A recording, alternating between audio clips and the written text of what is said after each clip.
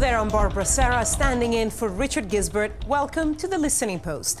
Coming up this week, Somalia, where one of the biggest stories this year has been the media. Iran blocks Gmail until further notice and unveils its own email service. Newspapers fighting to survive in a digital world. And what if North Korea had produced the latest K-pop hit? K-pop Kim Jong style. That's our video of the week.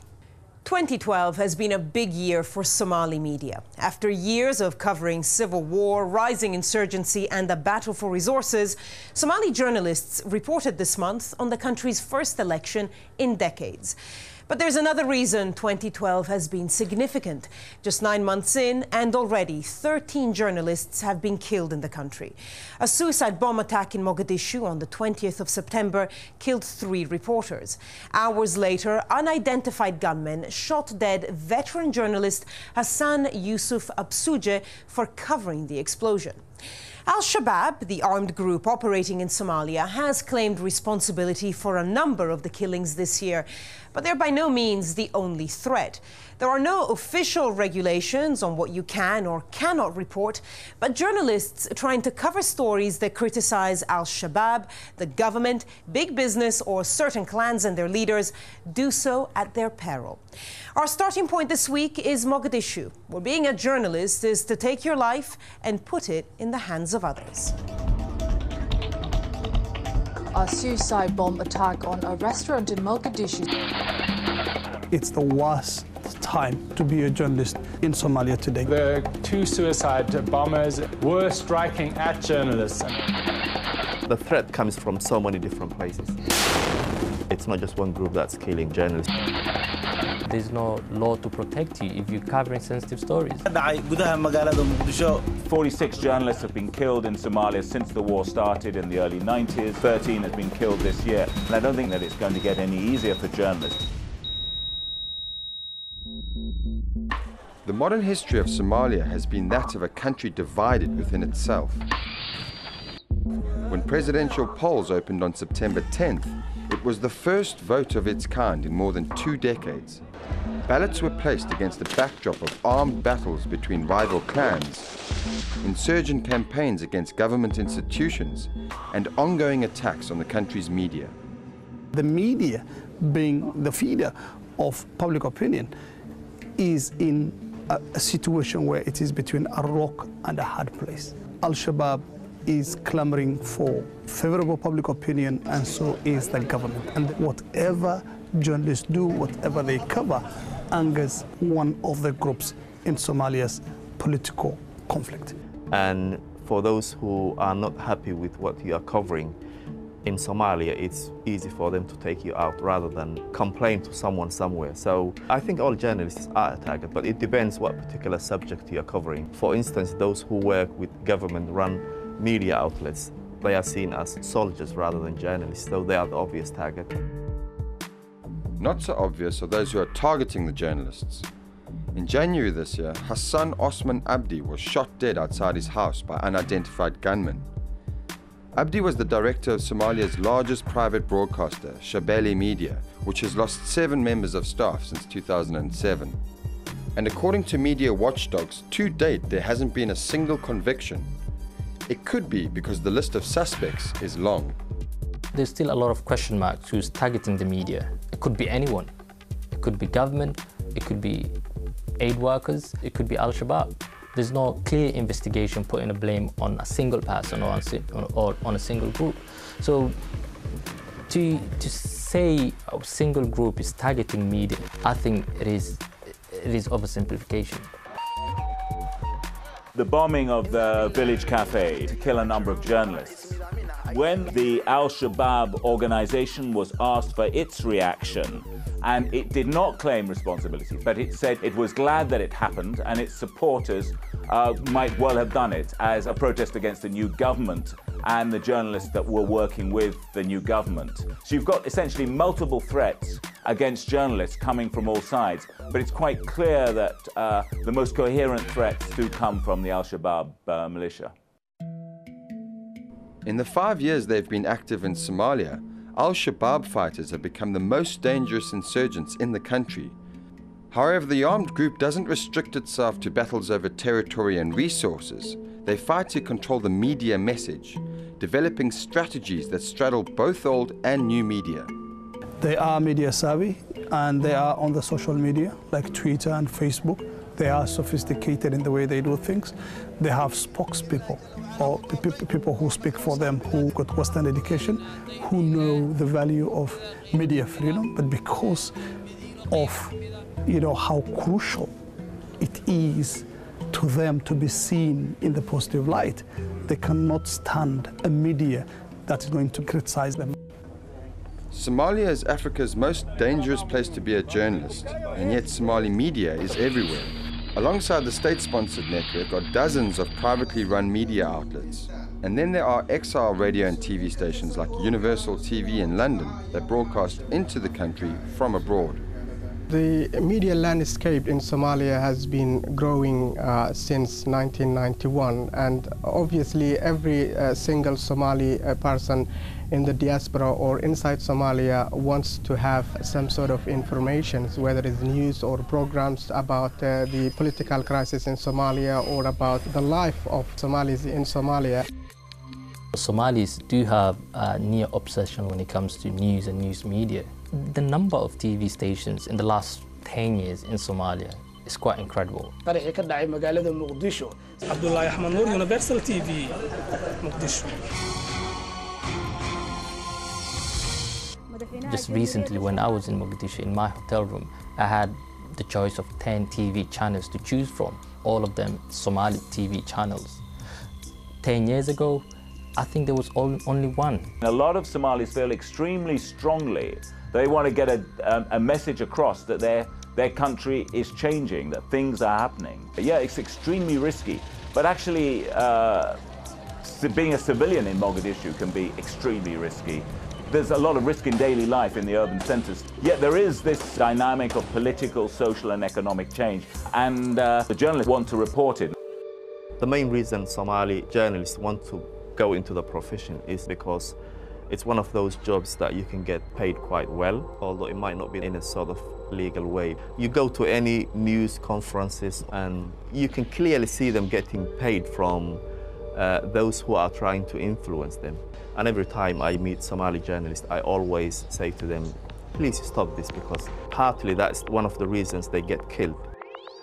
It's a war of attrition being fought against Somalia's journalists, and with the many different threats they face, the pen is no match for the sword. Our Global Village voices now on the state of the media in Somalia. One of the main reasons that's having the attack on the journalists in Somalia is because of the anarchy and the lawless, especially in the capital in Mogadishu. And it's also because people are armed. Everybody has a gun who are also aiming at each other. As everybody knows, there's extremism, there's al-shabaab, who continuously threatens the journalists that they will be killed. Anyone who follows Somali news closely knows that you cannot blame one particular group for the routine attacks on Somali journalists. Unfortunately, they've been suffering for a very long time and in all the different parts of the country, regardless of who is in charge. Well, we're always looking for new faces for the program. If you'd like to share your thoughts on the media as one of our Global Village voices, then you can connect with us on Facebook and Twitter, where we'll let you know what stories we're working on. Or you can just get in touch with us directly via email at listeningpost@aljazeera.net. Don't forget as well our free video podcast on iTunes. Just look for Listening Post, Al Jazeera English, and you'll find us there. Time now for Listening Post News Bites. As Syria's civil war gets bloodier, journalists and media activists are becoming ever more specific targets for attack. On September 19th, Abdel Karim Al-Okta, a cameraman for citizen journalist network Sham News, was killed in Hama. Activists say Al-Okta was well known for his work filming the bombardment of the city. They say soldiers from the Syrian army attacked him in his house and then set it on fire. Well, a week later, on September 26th, a reporter for Iran's Press TV, Maya Nasser, died while on assignment in Damascus. Nasser was shot in the neck by a sniper. Press TV has blamed insurgents for the attack. In a televised statement, the channel's news director, Hamid Reza Emadi, said, "We hold Turkey, Saudi Arabia and Qatar, who provide militants with weapons to kill civilians, military personnel and journalists, responsible for the killing of Maya. Press TV will be pursuing the matter of the murder and will not let those who killed our correspondents feel like they can kill media people and get away with it." Well, these latest deaths take the tally of professional journalists killed to 11, while 32 citizen journalists have been killed as well. A decision by the Iranian government to block access to Google's search and mail services in the country is being seen as a step towards disconnecting Iran from the World Wide Web completely. The announcement came in the aftermath of the widespread protests over the anti-Islam YouTube clip. A spokesperson for the Iranian government said that Google and Gmail will remain filtered until further notice. Just a few days before this announcement, however, the government had rolled out a new email service, Iran.ir, and sent texts to mobile phone users inviting them to join it. Citizens would be required to give their name, address, phone number and ID card number to authorities for approval. There are also plans to expand on the national network that connects all of Iran's government agencies and offices to include the rest of the country. According to Iranian media, the deadline date for this national intranet is March 2013. Already, Iran has one of the most limiting internet filters in the world. It isn't a good time to be blogging in Vietnam. In the past 5 weeks, 5 bloggers have been jailed. The most recent sentences relate to the cases of Nguyen Van Hai, Tai Phong Tun and Phan Thang Hai. The 3 are founding members of the banned Free Journalists Club website and maintain personal blogs on which they posted entries deemed as being anti-state. At a trial in Hanoi, the bloggers received jail terms ranging from 4 to 12 years. All 3 of them will also be required to spend 3 to 5 years under house arrest after their jail time. Vietnam has the second largest number of internet dissidents in jail in the world. The largest is China. Vietnam is also seeking to push through a new law which would require internet users to register with their real names and would impose further penalties for criticizing the regime. An Egyptian newspaper is going head-to-head with the French weekly Charlie Hebdo that published cartoons of the Prophet Muhammad earlier this month. They're fighting satire with satire. Just days after protests erupted over the anti-Islam clip posted on YouTube, Charlie Hebdo ran cartoons depicting the Prophet Muhammad in various states of undress. The weekly newspaper, which says it is a satirical publication, has sparked Muslim anger before. Last year, the paper's office in Paris was firebombed in response to a claim that an edition had been guest-edited by the Prophet Muhammad himself. This time around, Charlie Hebdo hasn't been able to provoke quite the same reaction. An Egyptian daily, Al-Watan, decided that it would run its own cartoon campaign in response.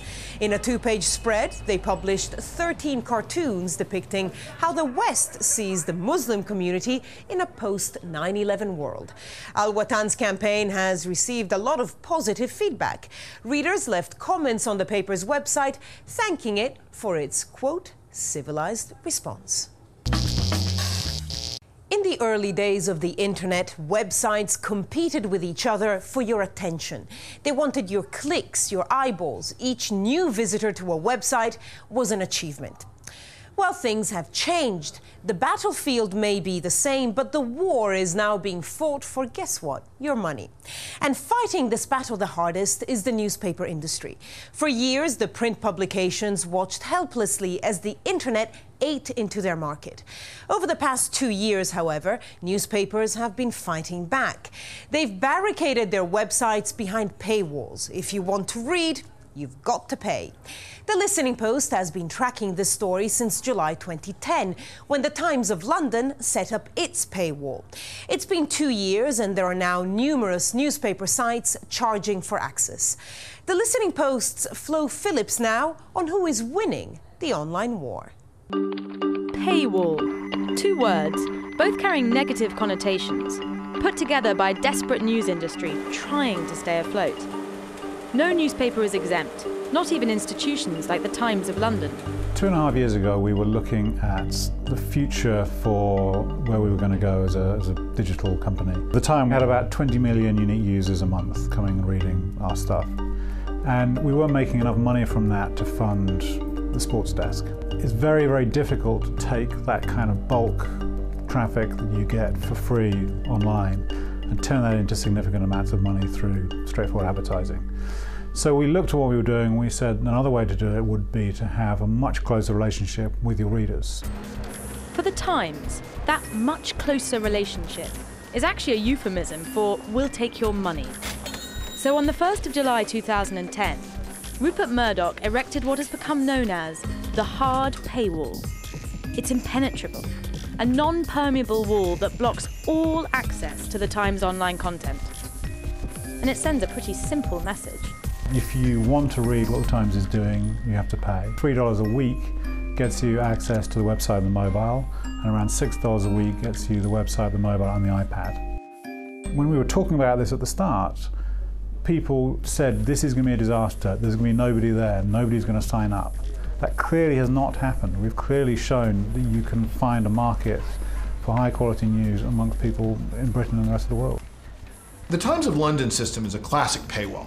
They say if you don't pay us any money, we won't show you any content. And as usually happens when those things are implemented, they lost well over 90% of their readership. 90%? Not exactly what one would call a triumph. Other newspapers, including major American dailies like the New York Times, rejected Murdoch's hard paywall approach. They've built a different kind of wall, and they market it another way by definitely not calling it a paywall. The New York Times calls it a digital subscription service. The LA Times, which has implemented something similar, calls it a membership service. And there the logic is, if you don't pay us, we won't show you articles above a certain threshold. But everybody below that threshold isn't even asked to pay. The practical effect of that is that well over 90% of the New York Times and LA Times audience doesn't pay, but still sees the content.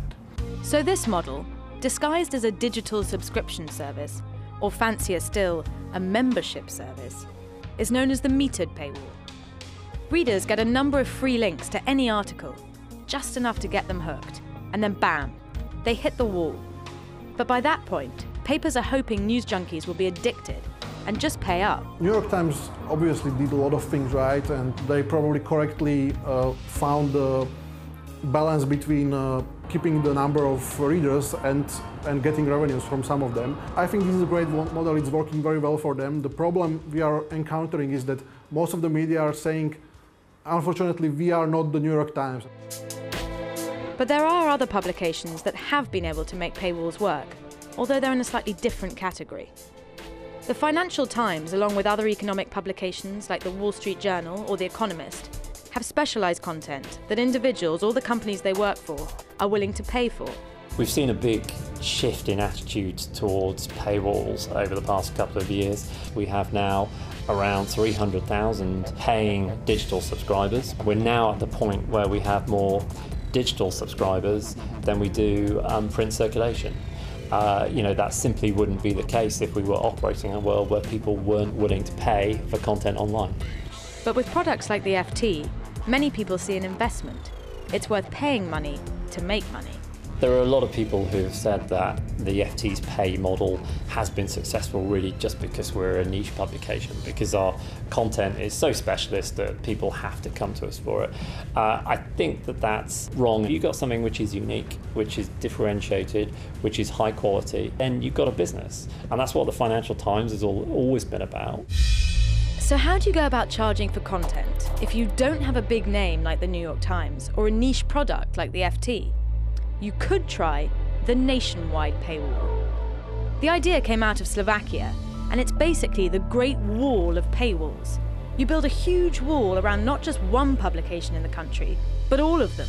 The core idea of our Piano system is that that we provide single login and single payment to access all the premium content in the country, or most of the premium content. It's one single subscription, very similar to the cable TV subscription, where you buy one package and you get convenient access to everything. So we are trying to lower the mental cost or the transaction cost for the paying for the content, because we know there are a lot of people who understand the value and are willing to pay, but in reality were not paying until now because it was not convenient enough and it was just not easy enough to pay. I think Piano Media's model is interesting, the idea of having a kind of national subscription service for newspapers. To some extent it would be a nice idea to say, what if all our newspapers were all under one banner? But I think it's not a terribly realistic model. Not realistic because some news markets are more cutthroat than others. Slovakia has just 5 major daily newspapers. Can anyone see the UK's ferociously competitive tabloids, or the hundreds of papers in the US, all gathering together under one shared paywall? News consumers are either going to have to pay up, or find a way to get around the wall. There's nothing ideological about what we're doing. We're not doing this to make some kind of political point. We're doing this to secure the future of our journalism. Paywalls would be great if they worked. My objection to them has always been that they don't work. That when you implement a paywall, it's easy to get 2% of the audience to pay, but it turns out to be impossible not to lose 98% of your advertising base. And so, just as a practical matter, if the industry retreats behind paywalls, it doesn't just fail to save the people who are trying to implement these things.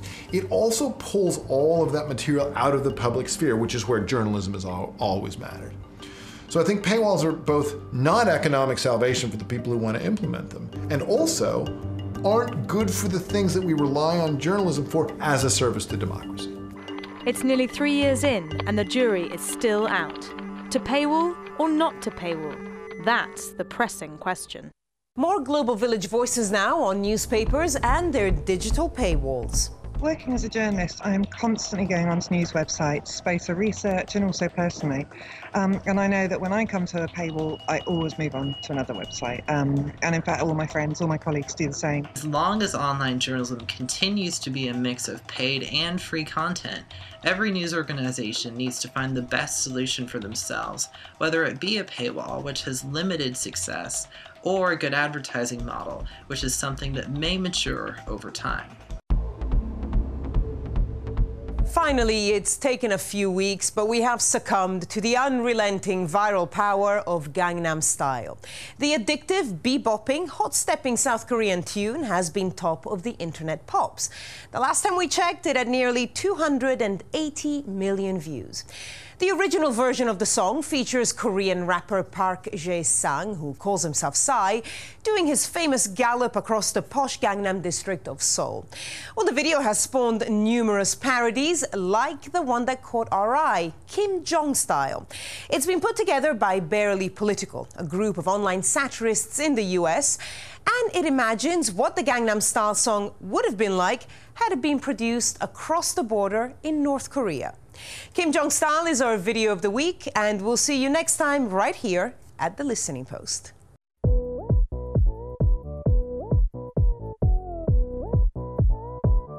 Open Kim Jong Style. Kim Jong Style. I am Kim Jong-un and I'm not here to amuse ya. No, not Kim Jong-il. Sorry for the confusion. Everybody say South Korea makes the best K-pop, but you know who does a better job? Do you?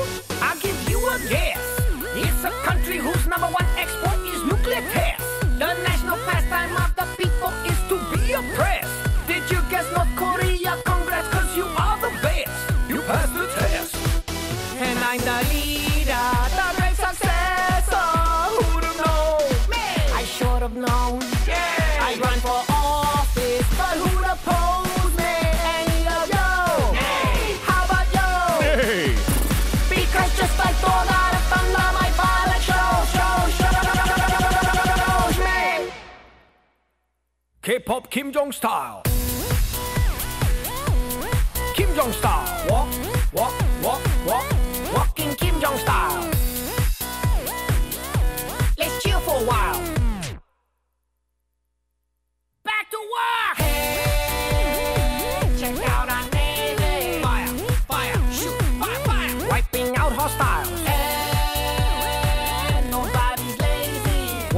work, sleep, then work, torture.